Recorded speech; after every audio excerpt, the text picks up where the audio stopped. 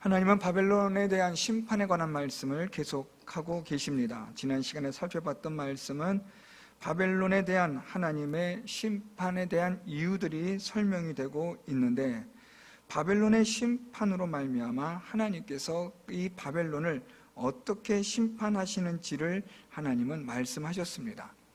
오늘 본문은 하나님께서 바벨론 왕을 심판하시는 이유에 대해서 좀 더 구체적인 것을 말씀하시는데, 그것이 바로 교만입니다. 오늘 우리는 본문을 통해서 바벨론 왕의 교만에 대해서 살펴볼 것입니다. 그러면서 우리가 기억해야 될 것은 이 바벨론 왕의 교만이 유독 바벨론 왕의 교만에만 국한되어지는가라는 겁니다. 우리들의 교만은 없는가? 또는 우리들도 바벨론 왕과 같은 그런 교만함으로 살아가지는 않는가? 또는 바벨론 왕의 이러한 교만은 의도적이며 고의적인지, 아니면 자신도 모르게 그렇게 되어버린, 스스로 교만에 속아버린 것은 아닌지, 이러한 생각들을 우리가 오늘 본문을 통해서 함께 하는 것은 매우 유익하다고 생각합니다. 오늘 먼저 이 바벨론 왕에 대한 교만에 대해서 오늘 말씀하고, 여기에 따르는 하나님의 심판에 관한 말씀들이 기록되어진 것을 살펴보겠습니다. 먼저 바벨론 왕에 대한 교만에 관한 말씀이 12절부터 14절까지 기록이 됩니다. 바벨론 왕의 교만에 대해서 12절에 보면 너 아침의 아들 계명성이여 라고 그렇게 말합니다. 아침의 아들 계명성이라고 부르는 이 바벨론이, 그 다음 말씀에 그렇게 찬란했던 바벨론의 영광이 어찌 그리 하늘에서 떨어졌는가, 또 어찌 그리 땅에 찍혔는가, 그렇게 말하고 있습니다. 여기서 우리가 아침의 아들 계명성이라는 이 구절에 조금 주목할 필요가 있습니다. 이 아침의 아들 계명성은 두 가지 의미를 담고 있는데, 하나는 찬란한 영광, 그리고 또 하나는 신속히 사라지는 영광, 그것을 상징하는 것입니다.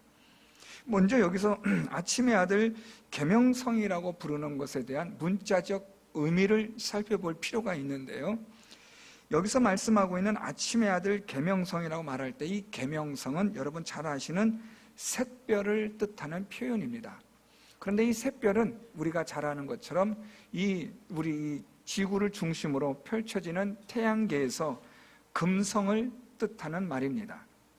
그런데 금성을 뜻하는 이 샛별은 특징이 하나 있습니다.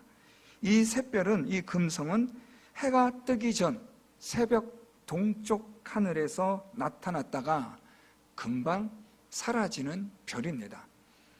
잠깐 동안 나타나는 이 별은 그래서 찬란하고 아름답지만, 그러나 이내 사라진다는 특징이 있습니다. 오늘 그래서 이 바벨론에 대하여, 오늘 그의 교만에 대하여 말씀하는데, 마치 아침의 아들 계명성과 같이 찬란하게 빛이 나나, 그러나 그것은 금방 사라지는 영광에 불과하다. 그래서 하나님은 오늘 이 바벨론에 대한 이 영광에 대해서 아침의 아들 계명성처럼 나타났지만, 찬란한 빛을 발하지만 이내 그것은 땅에 떨어지고 그리고 땅에 찍혀버리는 존재가 될 것이다, 그렇게 말씀합니다. 잠깐 동안 영광을 누릴 수 있지만 그 영광은 오래가지 않는다라는 말씀입니다. 잠깐 있다가 사라져 버리는 그런 바벨론의 영광에 대한 이중적 의미로서 오늘 성경은 아침의 아들 계명성이라고 그렇게 부르고 있습니다. 좀 더 여기에 대해서 구체적으로 설명해 주는 말씀이 이제 13절 말씀입니다. 왜 바벨론이 계명성과 같이 영광을 잠깐 누리다가 그렇게 사라지고 말 수밖에 없는가? 거기에 대해서 좀 더 구체적인 말씀이 13절에 기록이 됩니다. 네가 내 마음에 이르기를 내가 하늘에 올라 하나님의 뭇별 위에 내 자리를 높이리라. 내가 북극 지폐의 산 위에 앉으리라. 14절로 내려가면 가장 높은 구름에 올라가 지극히 높은 이와 같아지리라 하는도다. 이러한 이유 때문에 바벨론은 아침의 아들 계명성과 같다. 하나님은 그렇게 말씀합니다. 영광은 있습니다. 찬란함은 있는데 그 찬란함은 얼마 가지 않아 땅에 떨어져 찍혀버리는 그런 영광에 불과하다라고 말씀합니다. 왜냐하면 거기에는 이 바벨론 왕이 가지고 있는 교만함 때문입니다. 하나님의 뭇별 위에 내 자리를 높이리라 라는 그러한 교만이 있습니다. 이 교만은 그 다음에 북극 지폐의 산 위에 앉으리라 라는 것으로 다시 설명이 됩니다. 여기서 우리가 북극 지폐의 산이라는 것을 이해하려면 이 당시에 고대 가나안 신화를 알아야 합니다. 이 당시에 이 가나안 땅에 있었던 신화와 같은 이야기 중에 하나가 북극의 가장 높은 산에 신들이 모이는 산이 있다라고 그렇게 생각을 하고 있었습니다.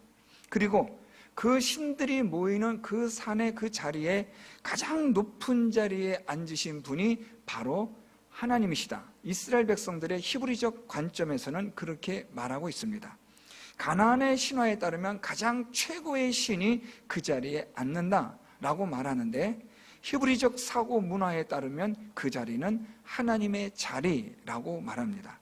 그러니까 오늘 이 13절 말씀에 바벨론 왕은 어떤 마음을 가지고 있냐면 하늘에 올라 하나님의 뭇별 위에 내 자리를 높이리라, 내 자신을 높게 하겠다라고 말하는데 좀 더 구체적으로는 내가 북극 지폐의 산 위 하나님의 그 자리에 내가 앉겠다라는 그러한 상징적인 것으로 표현하고 있습니다.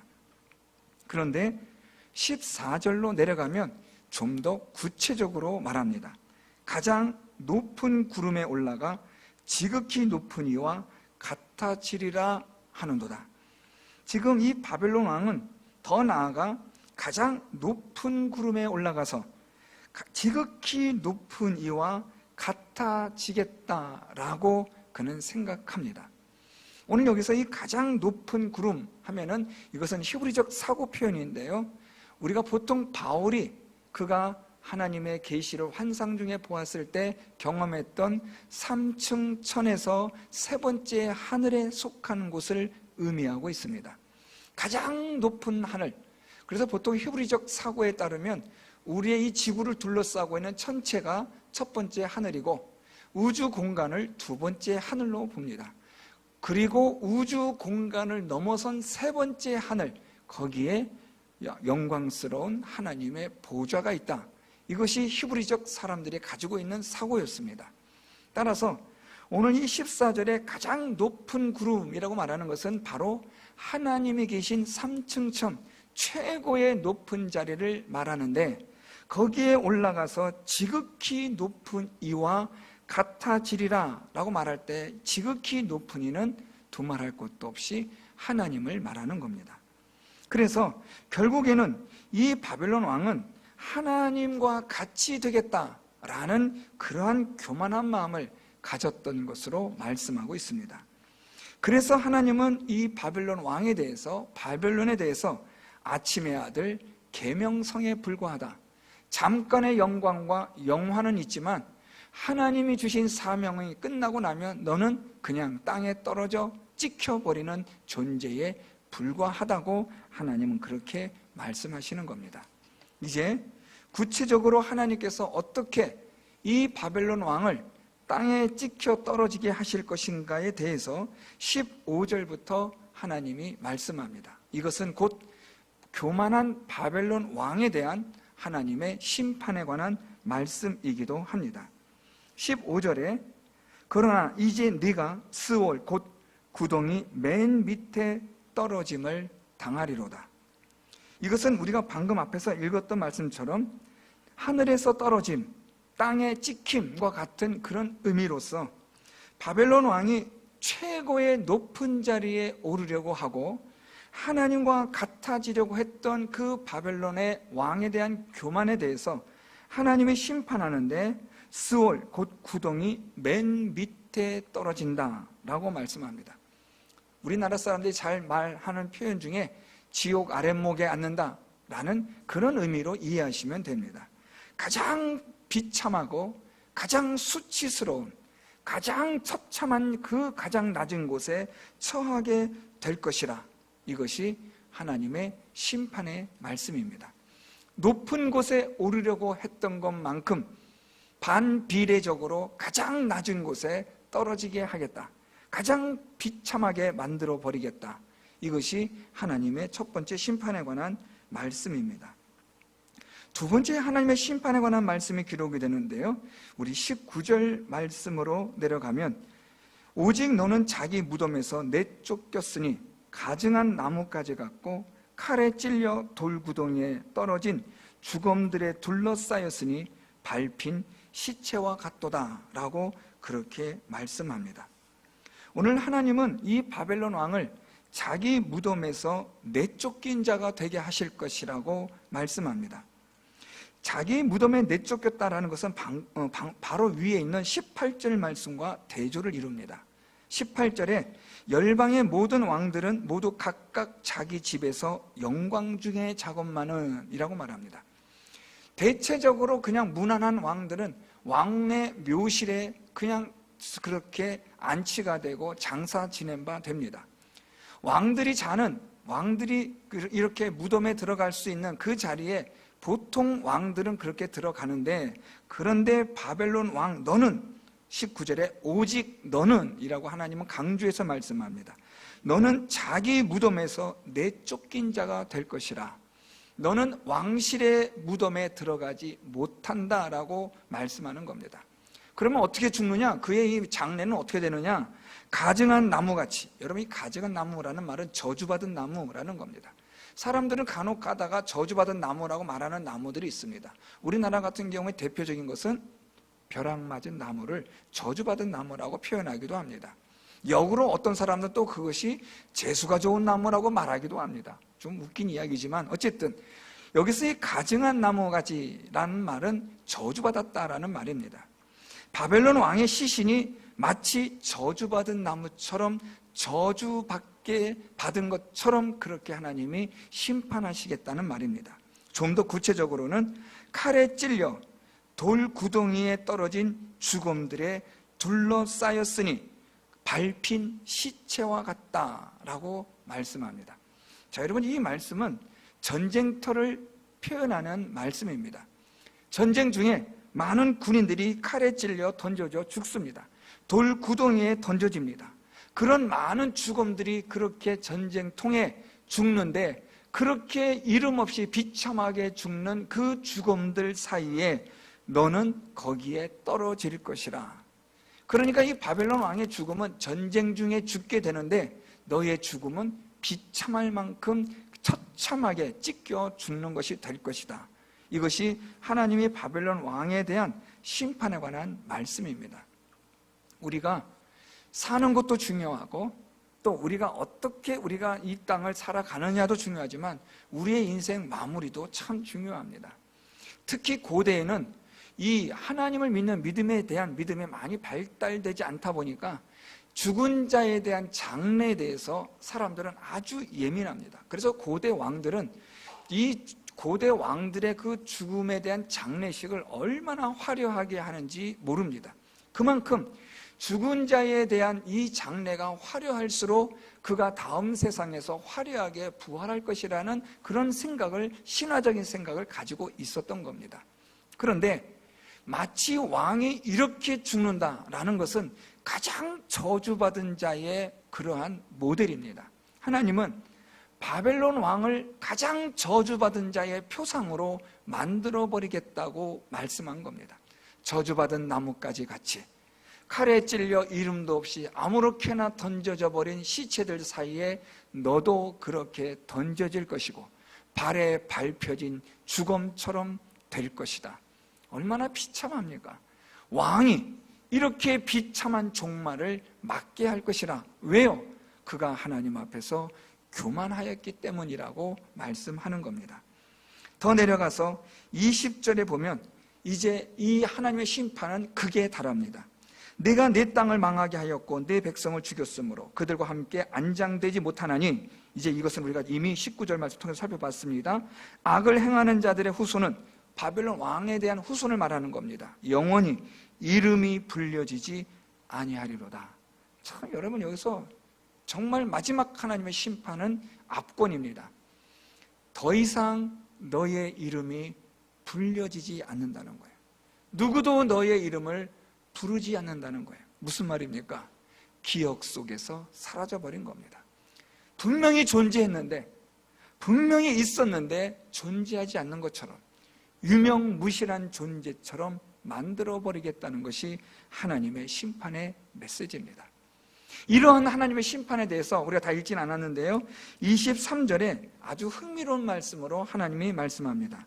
하나님께서 23절에 보면 내가 또 그것이 고슴도치의 굴혈과 물 웅덩이가 되게 하고 또 멸망의 빗자루로 청소하리라. 나 만군의 여호와의 말이니라. 21절부터 23절 말씀은 바벨론을 공격하고 무너뜨리게 하는 자들에 주시는 말씀입니다. 그런데 하나님이 바벨론을 무너뜨리는 자들에게 이 바벨론을 처참하게 무너뜨리고 멸망시키고 바벨론 왕을 하나님께서 저주받은 자처럼 만들어 버리는데, 마치 하나님께서 멸망의 빗자루로 청소함 같이 싹 쓸어버리겠다라는 겁니다. 바벨론의 그 화려한 문화, 바벨론의 그 화려한 왕궁의 터, 이 모든 것들이 부귀영화가 그냥 빗자루에 쓸려가듯이 그냥 다 쓰러져 버리는 겁니다. 하나님께서는 그렇게 너를 심판하겠다고 하나님은 말씀하시는 겁니다. 사랑하는 성도 여러분, 오늘 하나님은 무엇을 말씀하냐면 바벨론을 내가 심판한다. 왜냐하면 그의 교만 때문이다 라고 말씀합니다. 이 바벨론의 왕의 교만에 대해서 오늘 말씀을 보니까 누구같이 된다는 겁니까? 하나님과 같이 된다는 거예요.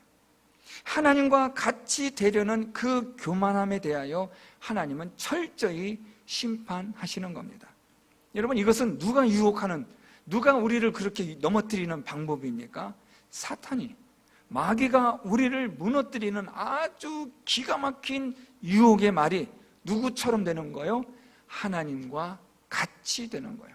하와를 유혹하는데 어떻게 유혹해요? 하나님과 같이 선악을 분별할 줄 아는 자가 된다라는 유혹입니다.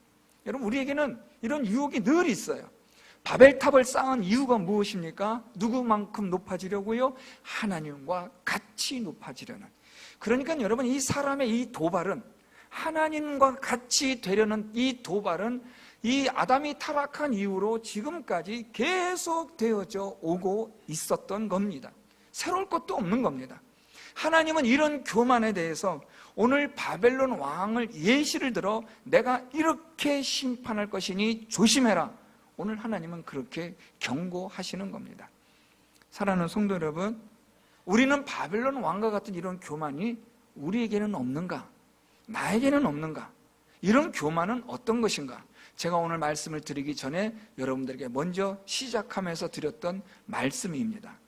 오늘 바벨론 왕의 교만은 그만 독특해서 이렇게 한 것인가? 바벨론 왕이 좀 유별나서 이랬나? 오늘 이런 바벨론 왕의 교만에 대해서 하나님과 같이 되려는 이 교만은 도대체 어떤 것인가 하는 것을 생각해 볼 필요가 있는 겁니다. 유독 바벨론 왕에게만 해당되는 교만인가? 그렇진 않습니다.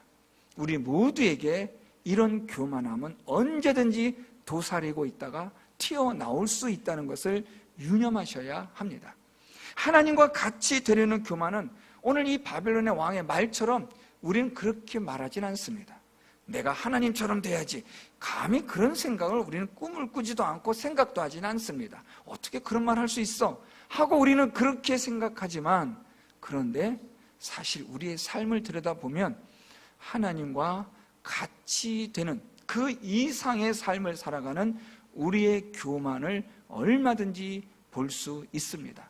가장 대표적인 것은 우리가 하나님처럼 행동하고 말하는 겁니다. 하나님이 하셔야 되고 하나님께서 하시는 일을 마치 내가 할 수 있는 것처럼 우리는 그렇게 합니다. 이 말은 곧 하나님을 믿지 않는, 하나님을 믿는 믿음이 없는 삶을 말하는 것과 같습니다. 하나님을 믿지 않으면 우리는 하나님을 의식하지 않습니다. 우리 마음대로 살아가는 겁니다. 하나님을 의식하지 않는다라는 말은 곧 내 계획대로, 내가 아는 대로, 내 경험대로, 내 능력대로, 그것이 곧 무엇입니까? 그것이 하나님이 되는 거예요. 내게 있는 돈, 이게 바로 하나님이 되는 거죠. 그게 내 능력입니다. 내가 하고 싶은 것을 그래서 하는 겁니다. 마음대로 하는 겁니다. 이러한 이 교만이 우리들에게 얼마든지 나타나고 있다는 겁니다. 하나님과 같이 되겠다라는 말은 하지 않아도 이미 우리의 의식은, 우리의 마음은 하나님과 같이 되려는, 하나님처럼 살아가는 우리의 모습은 아주 익숙합니다. 하나님을 의식하지 않는 거예요. 어떤 결정을 내려도, 선택을 해도 하나님을 의식하지 않습니다. 하나님을 믿지 않는 삶이라는 것은 결국 하나님을 의식하지 않는 것이고, 하나님을 의식하지 않는다는 말은 하나님과 아무런 관계가 없는 삶을 살아가는 것을 말하는 겁니다. 여러분, 한 주간을 시작하시면서 하나님과 관계없는 삶, 내 마음대로 살아가는 삶은 곧 하나님처럼 교만한 삶을 살아가는 것을 의미합니다. 우리의 하루의 삶이, 매일매일의 삶이 하나님 앞에서 우리 자신을 돌아보고 하나님의 은혜를 구하고 하나님의 인도하심을 구하며 오늘도 하나님 앞에 엎드려 하나님을 믿는, 순종하는 그런 삶이 되지 않는다면 우리는 하나님처럼, 하나님과 같이 우리는 그러한 교만한 그런 삶을 살아간다는 것을 기억하시기를 바랍니다. 그래서 하나님 앞에 겸손하라 라는 말은 하나님을 의식하라는 말입니다. 오늘도 아침에 일어나셔서 하나님 하고 이름을 부르는 것으로 하나님을 의식하는 시간을 갖는 여러분 되시기를 바랍니다. 새벽 기도회가 중요한 것은 우리가 눈을 떠 일어나 하나님 앞에 나와 하나님의 존재를 의식하고 인식한다는 데 중요성이 있습니다. 새벽 기도를 못 나온다 할지라도 여러분의 자리에서 일어나 하나님을 먼저 의식하고 인식하는 것이 중요합니다. 그것이 바로 하나님의 말씀을 펴서 읽는 겁니다. 우리가 어떤 일들이 아무리 급한 일들이 있다 할지라도 우리가 눈을 떠서 하나님 앞에 엎드려 하나님의 존재를 인식하고 의식하고 하나님의 인도하심을 구하는 삶이 하나님과 같이 되려는 우리의 교만을 제어할 수 있는, 견제할 수 있는 힘이 되고 능력이 된다는 것을 꼭 기억하시기를 바랍니다. 하나님 없는 자처럼 살지 말기를 바랍니다. 하나님을 의식하고 인식하여 하나님 앞에 겸손하게 살아가는 성도 여러분들이 될 수 있기를 바랍니다. 우리가 하나님 앞에서 이러한 하나님을 의식하지 않는 교만한 자가 되면 그 결과는 오늘 말씀처럼 황무하게 되고 파괴적인 존재가 된다는 것을 아셔야 합니다. 오늘 하나님은 바벨론 왕의 이 교만에 대해서 하나님 이런 말씀을 합니다. 17절에 세계를 황무하게 하며 성읍을 파괴하며 그에게 사로잡힌 자들을 집으로 놓아 보내지 아니하던 자라고 말합니다. 누가요? 바벨론 왕이요. 바벨론 왕이 교만해지니까 어떤 자가 되냐면 황무하게 만드는 자, 황폐하게 파괴하게 만드는 자, 그리고 사로잡힌 자들을 집으로, 가정으로 돌려보내지 않는 잔인한 자가 된다라는 말씀입니다. 하나님 앞에 교만하게 되면 우리는 파괴자가 돼요. 하나님 앞에 교만하게 되면, 하나님을 의식하지 않고 인식하지 않으면 우리는 무너뜨리는 자, 회방하는 자가 될 수밖에 없어요. 이게 여러분 누구의 속성입니까? 마귀의 속성이에요. 하나님을 의식하지 않고 인식하지 않으면 우리는 마귀의 속성대로, 죄의 본능과 본성대로 살아가는 자가 된다는 말입니다. 잔인해지는 겁니다. 돈이 있고 힘이 있고 권력 있고 그리고 교만함이 있게 되면 우리는 잔인해져요. 사람들에게 동정이나 긍휼을 베풀지 않아요. 우리는 파괴자가 돼요. 무너뜨리는 자가 되고 회방하는 자가 되고 대적하는 자가 된다는 말입니다. 교만하면 그렇게 된다는 거예요. 그래서 우리 교만을 조심해야 돼요. 그래서 우리가 교만해지지 않도록 하나님 앞에서 겸손한 자가 되어야 하는 것이 그래서 중요한 겁니다. 하나님은 이 교만한 자에 대하여 오늘 말씀처럼 가장 낮은 자리에 던져버리고 비참한 종말을 맞게 하고 영원히 기억되지 않는 이름이 되게 하는 멸망의 빗자루로 청소하시는 하나님의 심판이 있다는 것을 경고하는 겁니다. 사랑하는 성도 여러분, 하나님 앞에서 겸손한 자가 되도록 힘을 쓰시기를 바랍니다. 힘써야 합니다. 겸손하게 된다는 것은 우리가 애써야 합니다. 하나님을 의식하고 인식하도록 해야 합니다. 하나님 말씀 붙잡고 하나님 말씀 앞에 무릎을 꿇고 하나님 오늘도 저를 인도하여 주옵소서. 하나님 오늘도 말씀하여 주시고 내 안에 하나님과 같이 되려는 욕망, 교만 제어하시고 이것을 사라지도록 제거되어지도록 하나님 도와주옵소서. 철저하게 하나님 앞에 엎드려 순종하고 하나님의 인도하심을 따라 하나님의 뜻에 따라 순종하여 살아가는 자 되게 하여 주옵소서. 하나님의 영광 나타내는 자가 되게 하여 주옵소서. 이러한 삶을 통하여 하나님 앞에 겸손하게 행하시는 성도 여러분들이 되셔서 하나님 주시는 은혜와 복을 받고 영생과 구원을 얻는 성도 여러분들 다 될 수 있기를 예수 그리스도의 이름으로 축원드립니다.